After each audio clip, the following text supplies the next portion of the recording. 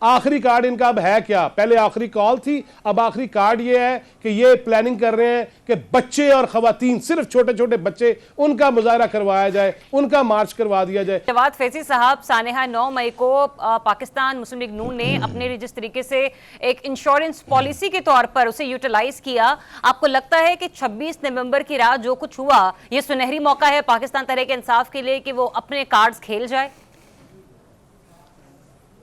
دیکھیں، سیاست میں جس طرح میرے دو بھائیوں نے یہ کہا کہ ناممکنات کا کھیل نہیں ہے بلکہ اس میں ہر چیز ممکن ہے، دیکھیے یہ اچھے طریقے سے کھیل نہیں پائے۔ 2 دسمبر کی رات جو 3 رکنی کمیٹی مہاتما سے جیل میں ملی، تو اس میں وہ کیا سن کے آئے، پھر ان کی اپنی اجلاس میں کیا گفتگو ہوئی، اور خان صاحب نے جو کہا کہ جب سنجانی کہہ دیا تھا تو کیوں نہیں وہاں رکے، پھر اس قسم کی باتیں بھی سامنے آئیں کہ انہوں نے کہا کہ فلاں فلاں طبقات کے لوگ اور وہ جو کرمنلز تھے یا دہشت گرد تھے وہ کیوں شامل کیے گئے، لہٰذا کہیں نہ کہیں تو کوئی معاملہ ہے۔ اور میرا خیال ہے ابھی جس طرح کہا گیا کہ وہ سیاستدان بھی ہیں اور کھلاڑی بھی ہیں، میں سمجھتا ہوں کہ وہ کھلاڑی پنا زیادہ ثابت کرتے ہیں اور اس ملک سے کھیلنے کی کوشش زیادہ کرتے ہیں۔ وہ ہم نے چائنیز پریزیڈنٹ کی دفعہ بھی دیکھ لیا، ہم نے ایس سی او کی طرف بھی دیکھ لیا، بیلاروس کے پریزیڈنٹ کے آنے پہ بھی دیکھ لیا۔ ملک سے کھیلنا کوئی کھلاڑی ہونا نہیں ہوتا، لہٰذا میرا خیال ہے کہ کہیں نہ کہیں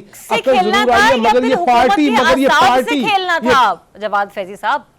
بخلائی بھی تو حکومت نظر آ رہی تھی۔ اگر تو لاشوں کی بات ہے، دیکھیں مجھے آپ بتا دیں، اب مجھے آپ بتائیے، زریاب علی امین گنڈا پور کا بیان آن ریکارڈ نہیں ہے، ہم مر کے آئیں گے، ہم شہید ہو کے آئیں گے، ہمارے جنازے پڑھ لینا، یعنی کہ شک کے پڑھنے یا کہ نہیں پڑھنے، لہٰذا اس قسم کی گفتگو جب کی جائے گی، لہٰذا اس میں مجھے بتائیں نوجوان ہے، اگر کوئی ایسا ہے وہ جو جس نے کڑا پہنا ہوا ہے دولت شاہ کا، وہ تو مرنے مارنے کو تیار ہو جائے گا۔ اور پھر جس طرح علماء کے اندر، مساجد کے اندر وہاں فنڈز تقسیم کیے گئے ہیں اربوں روپے کے کے پی کے اندر، لہٰذا اس قسم کا بھی طبقات آ سکتے ہیں کہ گھر 5 لاکھ دے آیا وہاں، اب میں شہید بھی ہو جاؤں تو خیر ہے۔ لہٰذا جب آپ جذبات سے کھیلیں گے تو اس کھیلنے کو میں کہہ رہا ہوں اعصابی طور پہ تو جنگ ہونی چاہیے، لیکن سیاست میں تو ہوتا ہی یہی ہے نا جواد فیضی صاحب، آپ کو حوصلوں اور جذبوں سے کھیلنا پڑتا ہے، یہاں پہ بندوقیں یا لاٹھی نہیں چلتی۔ سیاست میں لاشیں نہیں ہیں، سیاست میں لاشیں نہیں ہو سکتی، وہ میں اس کو سیاست ہی نہیں سمجھتا، وہ ملک دشمنی ہے جو لاشوں کی سیاست کرے اور کہہ کے کرے کہ ہمیں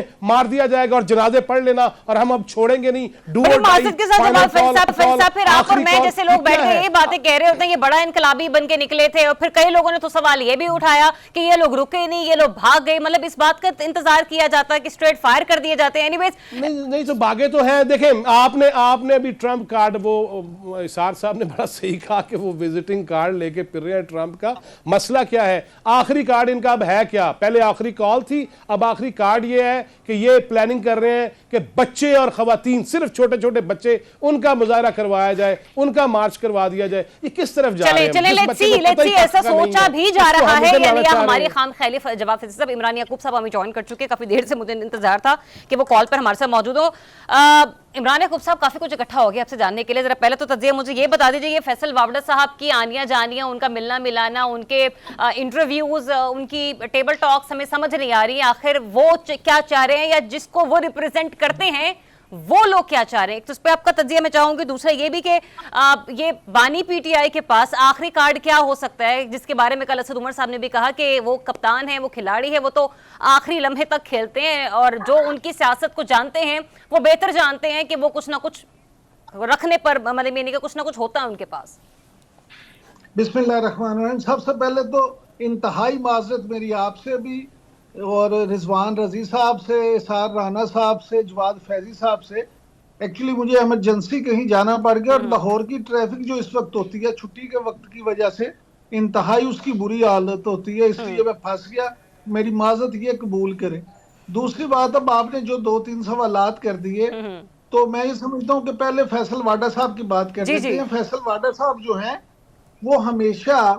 دیکھیں کہ اپنی جو سیاست کرتے ہیں اور اس پہ فخر محسوس کرتے ہیں، وہ کوئی اصولی سیاست نہیں ہوتی۔ فیصل واڈہ صاحب جو ہے وہ ایک پالیسی کے تحت سیاست کرتے ہیں، اور جس طرح سے ہم نے جو سنا پڑھا یا دیکھا تھا، پہلے یہ سمجھا جاتا تھا کہ اصولوں پہ سیاست ہوتی ہے اور سیاست بڑی ایک اصولی چیز ہے، لیکن اس کے بعد یہ پتا چلا کہ جب آپ کسی پروگرام میں لائیو جائیں اور وہاں جا کے ساتھ اپنے بوٹ لے جائیں اور سامنے ٹیبل پہ رکھ لیں اور اس پہ فخر محسوس کریں، تو میں سمجھتا ہوں اس اینکر کو اور اس مہمان کو دونوں کو اس بات پہ شرم آنی چاہیے کہ وہ کرنے کیا جا رہے ہیں اور دکھانے کیا جا رہے ہیں۔ اس کے بعد اگر آپ اس چیز پہ آ جائیں کہ فیصل واڈا صاحب دیکھیں جس طرح سے وہ سینیٹر منتخب ہوئے، جس طرح سے وہ سیاست کرتے نظر آتے ہیں، جو وہ باتیں کہتے ہیں، بعض چیزیں تو لوگ تو یہ بھی کہتے ہیں کہ چیزیں پہلے انہیں بتا دی جاتی ہیں، پھر اس پہ ٹیمپریچر لے لیا جاتا ہے، پھر ٹیمپریچر لینے کے بعد معاملات اور طرح کی ہوتی ہیں۔ یہ ساری چیزیں جو ہیں یہ آپ کے سامنے ہیں، لہٰذا میں ذاتی طور پہ یہ سمجھتا ہوں کہ فیصل واڈا صاحب موجودہ سیاست کی ایک بہترین اگزامپل ہیں۔ آپ ان کو یہ آپ سمجھیں کہ اگر آپ نے اجتماعی طور پہ دیکھنا ہو تو ہماری سیاسی پارٹیاں بڑی معذرت کے ساتھ ایم کیو ایم دیکھ لیں، ہمیشہ انہوں نے جو سیاست کی، چودھریوں نے جو سیاست کی، آپ کے مسلم لیگ نون کی قیادت نے جو اگر سیاست کی اکثریت میں اس کو دیکھ لیں، پی ٹی آئی نے یہ اپوزیشن میں آنے سے پہلے جو سیاست کی، تو شیخ رشید صاحب فرماتے ہوتے تھے، اللہ ان کو زندگی صحت نصیب دے، کہ میں تو 4 نمبر گیٹ کی سیاست کرتا ہوں۔ تو سیاسی جماعتیں جب جو ہیں یہ فخر محسوس کرتی ہیں اس طرح کی سیاست پہ، تو پھر ہم تبصرہ کرنے والے کون ہوتے ہیں؟ پھر ہم تو یہ سمجھتے ہیں کہ وہ اجتماعی کام کرتی تھی، فیصل واڈا صاحب وہ انفرادی کام کر رہے ہیں۔ تو میں نہیں سمجھتا کہ فیصل واڈا صاحب نے کوئی ایسی چمبے کی بات کی ہے جس پہ ہم سب حیران ہوں۔ اچھا، اب آ جاتا ہوں آپ کے دوسرے سوال کی طرف کہ